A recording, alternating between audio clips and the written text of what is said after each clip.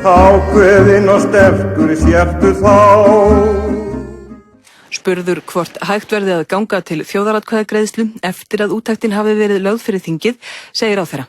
Ég sé það ekkert endilega fyrir mér. Það stendur ekkert í stjórnarsáttmála að eigi að boða til þjóðaratkvæðagreiðslu. Það stendur hins vegar í stjórnarsáttmála að það ekki verið haldið lengra án undangengna þjóðaratkvæðagreiðslu.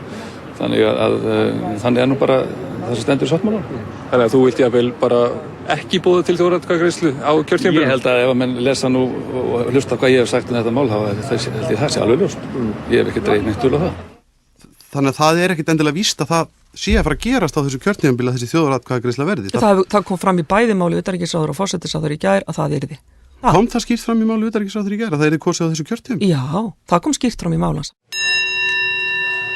En það því miður þannig að þetta fé kemur frá Evrópusambandinu og að vissu leyti má tala að það sé illa fengið fé. Utanríkisráðherra segir að það komi sér ekki á óvart að Evrópusambandið hafi skrúað fyrir IPA-styrkina. Það hafi hins vegar valdið sér ákveðnum vonbrigðum. Það er á ljóst að þessi styrkir eru ætlaðir löndum sem í aðildar. Ef til vill framsóknar frömð, því fátt nú göfur en það. Sem í aðlögunarferli að sambandum sem ætla sér að ganga þarna inn.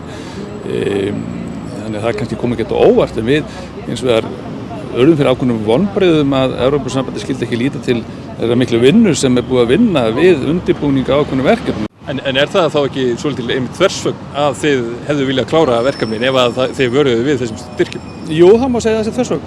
Ákveðinn og sterkur sértu þá.